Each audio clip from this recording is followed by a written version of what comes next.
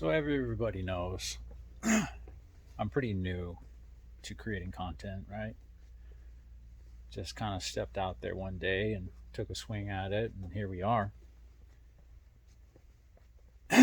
And if I'm being completely honest, it has been quite an experience, to say the least. For the most part, it's been really good. It's been a really great experience. A lot of really amazing and encouraging people out there who have a lot of really great things to say.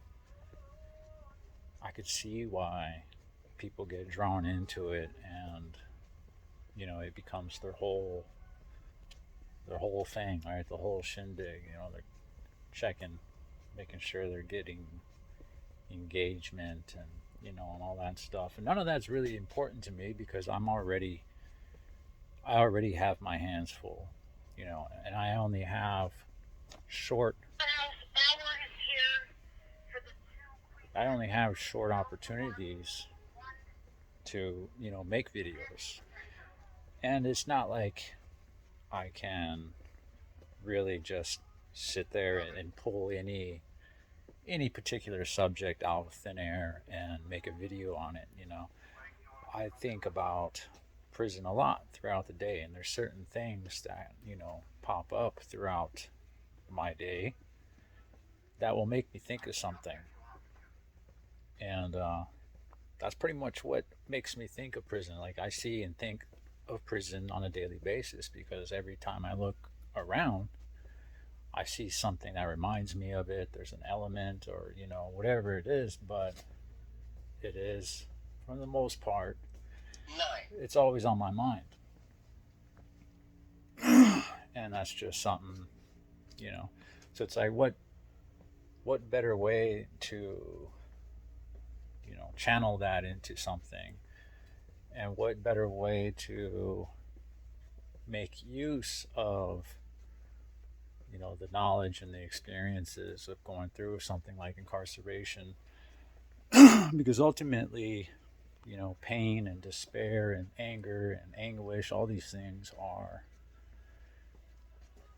well, they create the prime breeding ground for discovering truths, just everyday life truths about you and about people and stuff. Because when you're in these controlled settings like that, it's basically like a big social experiment. That's the way I saw it, right? Growing up in juvies and juvenile facilities and group homes and stuff, it's like I was always around people. I always had the opportunity to watch people, and I had learned from a very young age that the more I understood people, then I would then in turn, internalize some degree of that, and I would understand something on a deeper level about myself.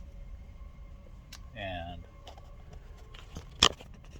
when I understood something deeper about myself, then I would then in turn be able to understand people on a higher level, if you will. And I hear a lot of things that people have to say, right? When they leave comments and stuff, and a lot of the things that I hear, aside from my obvious lack of weight, which I am painfully aware of, but I hear honesty a lot, realness, um, humble. Humble is one that sticks out the most. I hear a lot. And that's amazing, right? That's an amazing thing. Maybe not everybody values being seen as humble. But the thing about humility, and with anything really, is with no basis for comparison, nobody would know what something is. They would have to experience cold before they could appreciate heat, right? They would have to know what the complete lack of light and darkness to appreciate the light. And these are kind of like universal truths, right? This is the way my mind thinks. This is the way I have always viewed the world. This is the way I understand things. This is the way I process. It's almost like a elimination, right? A deduction or reasoning. And so where one thing exists, then it also must exist. Because with everything in this life, it exists in pairs. Naturally made things exist in pairs. There's light, there's darkness, there's hot, there's cold, there's hate, there's love, there's up, down, right, wrong, black, white, And the fact of the matter is these aren't separate things. They are two ends of a spectrum. At no point in time does one exist without the other. And as you go along that spectrum, it slowly becomes the other. Hot slowly becomes cool. Light slowly becomes darkness. Up slowly becomes down. And so there's varying degrees where these things will always exist together. One is not separate. Nothing exists unto itself by itself. It has an opposite and an equal in this life. And the thing about that, it's like, well, a lot of people think I'm humble. And, and I'm not conscious of that. I'm not like, figuring out ways to appear humble. I'm no more conscious of how I'm seen or perceived than you are of the face you make when you're nutting. I just am. I just am, and that's all there really is to it. I've said that many times. But the thing about, I was just thinking of this too. It's like if I unfroze a caveman today, been frozen for the last 3,000 years, and I told him, okay, be humble. Is he gonna know what the fuck I mean? No, he's not. Because then he would have to also have a concept of ego and pride. So it's like a man wouldn't know how to be humble unless he knows at some point in time in his life he has exerted presence, dominance,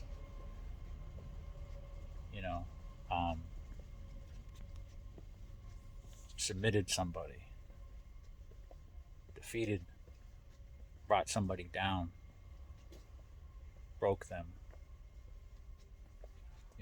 My girl said something to me once. She made a comment about she felt like she was lucky because I treat her well, right? And I'm just like, I'm just being nice, like, but apparently being consistently nice is just unheard of out here. So she would made a comment that, I treated her well. And I said to her, it was only at somebody else's expense that I learned what it meant to treat somebody good. And she was like, I know that. That's why we're together. She gets the way I think. She knows that when I say something, it encompasses more than just what we're talking about. It's also it's a confession. It's an admittance. It's a acceptance of being flawed, and it's also a claim of growth, right? But yeah, so a person really would only know how to be humble if they know what it's like to be extremely prideful, egotistical, narcissistic. And I was all those things at one point in time. And I think that's what a lot of people have a hard time picturing me doing and saying a lot of the things that a lot of these other guys, these, Wes Watsons out there, and, they think that, you know, they are the only ones that can shake the boat like that, right? Rock the boat. They are the only ones that can make a movement, right? Guys in prison, when it comes down to it, they will follow and rally behind reason. Because it's like you're trying to be logical in an illogical world where we are encouraged to hurt and draw blood from each other over the slightest of infractions. And we understand that much and we can get down with it. But all of us are still trying to go home. We're not that eager to completely hang it up and, see who can get into fucking ADX the fastest. There was a point in time where if you hadn't been through SMU, you weren't shit. That was really kind of a thing. I remember when, I'm like, okay, yeah, I made it to the feds, And then when you make it to the feds, it's like, well, you haven't even been to the shoe yet. Shut up, shut your mouth. You ain't done nothing. And you're like, okay, so I got to put in work, And then you put in work. And then they're like, man, you ain't even fucking, you ain't pushed that steel yet. You ain't done nothing. Shut your mouth. And then you're like, fuck. So then you get a knife and you stab somebody up. And then it's like, man, you don't even run with nobody. You don't rep nothing. It's the fucking goalpost keeps getting moved and further. And I fell for it, hook, line, and sinker. So then I got affiliated, and they're like, man, you ain't even bodied nobody yet. Shut the fuck up. And it's like, fuck, man. Okay, four of us stabbed a motherfucker up. They left with like 23, 24 holes in them. Life flighted right off the fucking campus. Not the campus. The yard. It's like, am I turtle enough now? Am I turtle enough for the fucking turtle club? Like, what the fuck, And then once you got there, the next thing that appeals the most is there's some kind of like there's a certain amount of prestige, I guess, in the eyes of the youngsters and feds that are completely falling for wanting to be seen, wanting to be heard, and getting their name out there and talked about. The same way you hear these guys, your guys talking about somebody who just got off the bus. They're coming down the walkway and they're like rattling off fucking numbers and stats like he's like, this is the goddamn first round draft pick or something. He's like, oh yeah, that's so and so. Yeah, he's got 2 bodies. He's been to ADX. He stabbed up his celly over here. It's like all these guys. It's like, what do we got? A bunch of trading cards of fucking convicts around here, like. But still, it appeals to you. These guys are talking about their deeds in a world where might is right. Politics, yeah, for all the talk about politics and stuff, yeah, it does. It rules every aspect of your life in federal prison. But at the end of the day, when diplomacy fails, violence is inevitable. When it comes to that, might is right. That's the way it's always been since the beginning of time, and that's the way the world runs now. Might is right. Everything else is just a formality. That's all it is.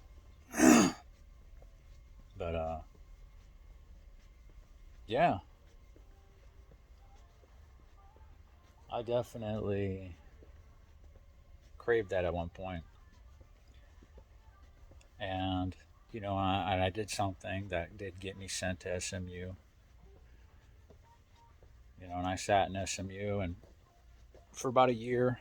It used to be like 18 months to get out of there, but if you can't get out of it in 3 years, then you get sent to ADX. And I got one program restart, and that was in the very beginning. And that'll be a whole different video, but yeah. People got, they got an idea, preconceived notions of what tough is, what dangerous is. And I see people, they don't like the idea that someone like me could be all that and still speak well, carry himself respectfully. It's like, no, he was nobody. He couldn't be. He was a prison wife. He was getting his pooper stuffed. And, I see these comments and stuff, and they're hilarious because it's true. When people say something to you that is, so far from the truth that you can't do anything but laugh at it, because it's only when it's true that it hurts, right? They say the truth hurts. So they're calling me, tweaker and crackhead, and what was another one? Nightcrawler. Jake Gyllenhaal one. It's funny.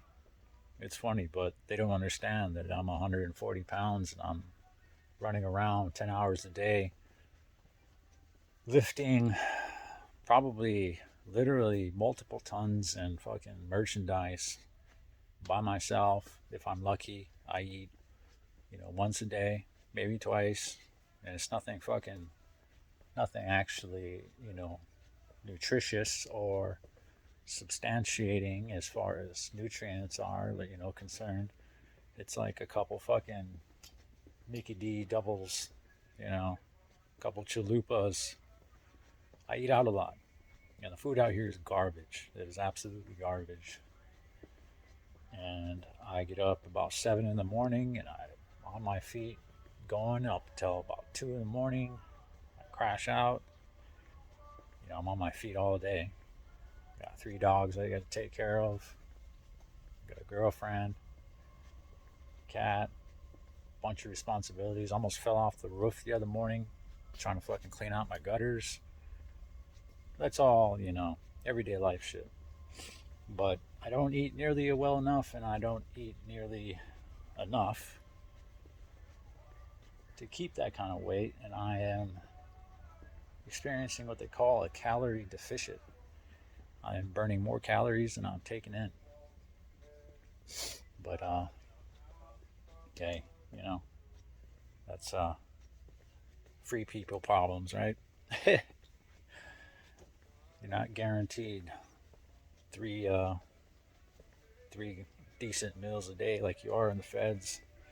It's one thing I miss. I mean, that food is garbage, but sometimes there was enough there to keep you going. But yeah, I was thinking earlier, I forget what it was, but so yeah, it made me think of some of the reasons that I have to be humble, right? And what comes to mind initially is one of the conversations I had with one of my my big homies. This is in Florence. This is where I left from. We had 2 big homies there, original members from Arizona State Prison, where Dub S was born. And both these guys, they've been down 20 plus years. Um, the big homie that really kind of took a liking towards me, he was a Navajo bro. He'd been down like 25 years. I can't remember his name right now. It'll come to me at some point in time. It's like that with everything, like sometimes I'll remember names, sometimes they'll they'll escape me. And then there's times where I won't be thinking about anything and it'll just come. Right now I can't remember his name, but I know I've thought of it at times. But anyways, we'll just call him Shadow, right? And he's a little shorter. He's got to be in his 40s, 45, something like that. He's been down since he was young. He was the same age as I was when I first went in, about 19 years old. And that's all he's known. That's all he's known is prison. Prison and just, the organization, politics. And he used to always have me come with him on walks around the track. I was like acutely aware. I was super aware of the fact that I felt like he was keeping me close because he knew there was something about me that he knew was off. And I could tell y'all right now that by the time I hit Florence, I knew I was going home. I knew I was weeks, if not at the most months, away from going home. And so, on some level, my heart and my mind wasn't in prison. It wasn't with the brothers. It wasn't in the politics.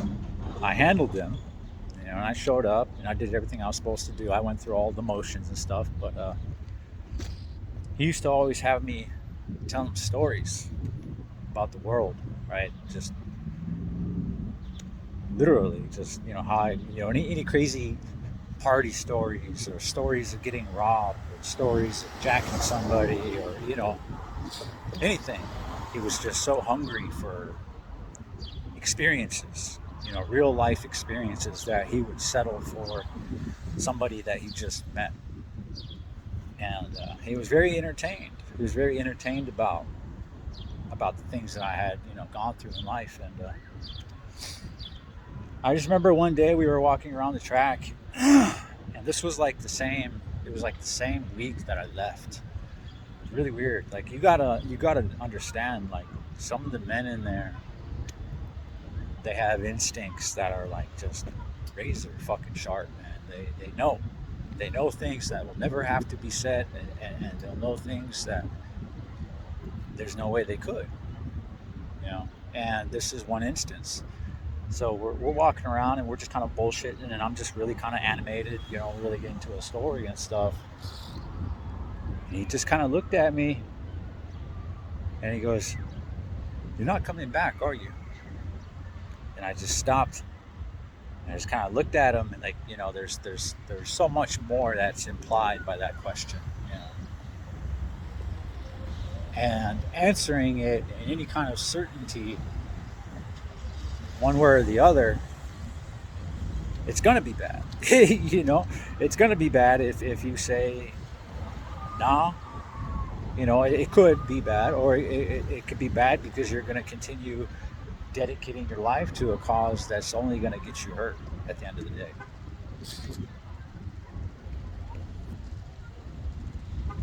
And so I sat there and I looked at him and I said, no, I'm not.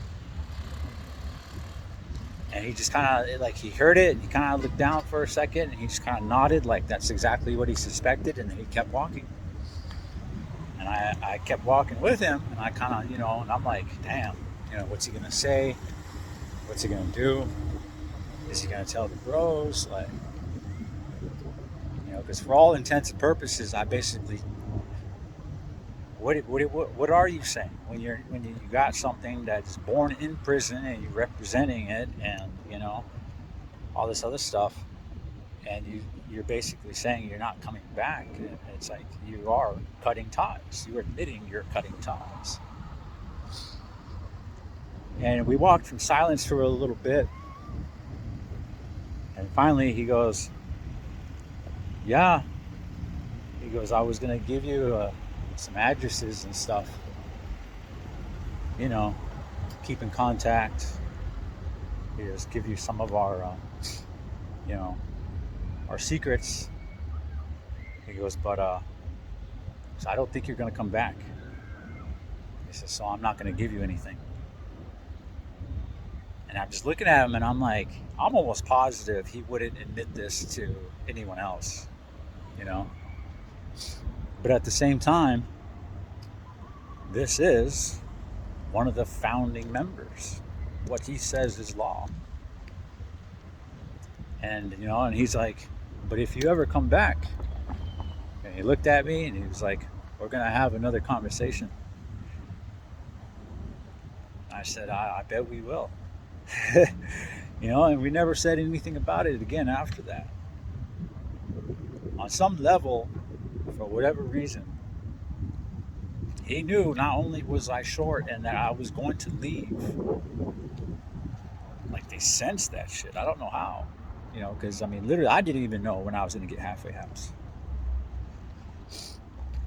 But I guess, you know, living in a fucking super hyper vigilant environment like that for a quarter of a century, you're going to start knowing. You're going to start knowing things, I guess. I don't know.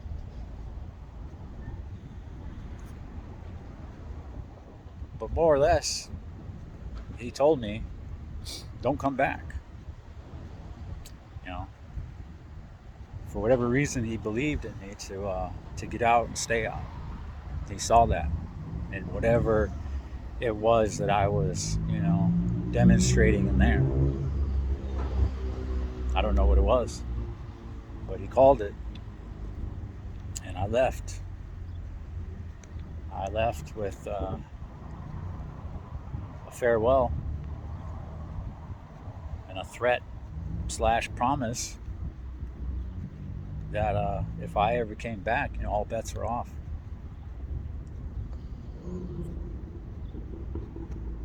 And I guess that's the first thing I think of when I think of reasons to be humble.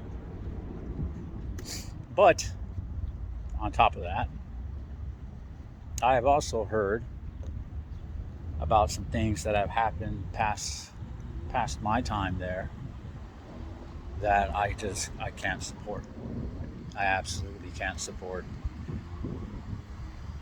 And that's why you will only ever hear me admit to that era in my life with the utmost contriteness that I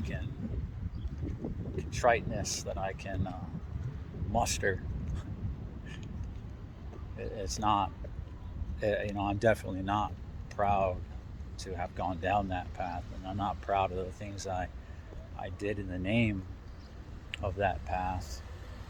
And I definitely don't want anybody else to do that. That's why I'm on here and I'm sharing these stories, because you know, people, youngsters and teenagers and young men, they need to know. Think whatever you may of me, attribute whatever amount of intelligence you may to me and wisdom and all this other stuff, but for all for all the intelligence I supposedly have, I make some pretty fucking dumb choices. But the difference between then and now is I do not give a fuck. That's the only thing it takes to compete in that world, because at the end of the day, in prison, lifers are the apex predators, right? Their trump card is they have nothing to live for. If they have chosen that and they're just like, I'm ready to crash, just say the word go, and there's some like that in there, you know, you have to be able to compete with that. And you can't compete with that if you're worried about going home. You can't compete with that if you're worried about bleeding. You can't. And so that's if you can imagine the mental fuckery that goes into slowly letting everything go to the point where you don't give a fuck either. And that's all it takes. That's all it takes to be considered dangerous in there. I let everybody go. I didn't have any ties to begin with before I went to prison. And that also, showed me some truths about myself when everybody else is getting mail and mail call, and you've never had your name called once in like the last 6, 7, 8 months. You're going to ask yourself some hard questions. You're really going to look inwards. And you're going to realize you weren't the type of person to instill that kind of loyalty. Whether or not you can accept that's going to be on you. But it was plain as day for me.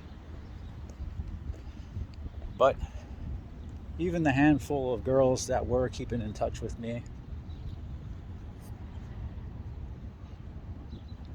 at some point in time, I let them all go. They just, I wasn't going to do it. I wasn't going to spend money and, call them, and they're just kind of ungrateful and, like kind of wasting the time and just being dumb. It's like, what am I calling you all for? Like, y'all won't even send me pictures. Or you can't. I've written letters multiple times. You haven't responded to one of them. I was like, I'm not going to do this. I'm not going to do this with y'all. I will just see you when I see you. I'll see you on the flip side. That's just all there is to it. And I let them all go. And I felt so much better after that, because I didn't have to worry. I didn't have to worry about calling home. I didn't have to worry about money on the phone. I didn't have to worry about getting letters or somebody remembering my birthday. But there is one chick who held on all the way to the end. And I still talk to her. We talk to her. I talk to her very rarely because I am in a relationship and I have respect for my girl. I'm not going to be buddy-buddy with, some chicks, especially chicks from childhood, just because I don't want to give her any kind of ideas that there might be something or anything like that. That's the difference between me and a lot of other people, is I will just completely eliminate something that might be troublesome.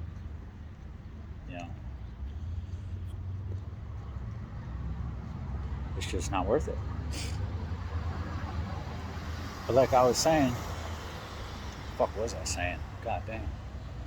I'm all over.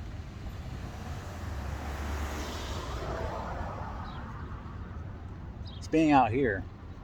I have hypervigilance.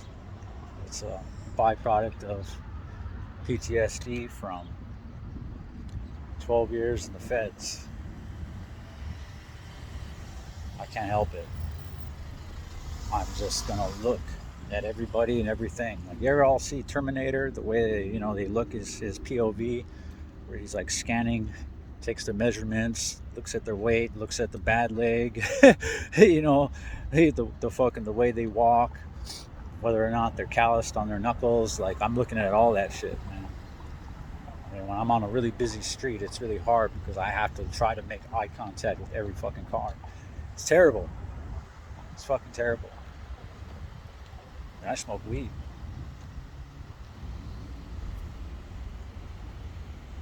I suppose it helps.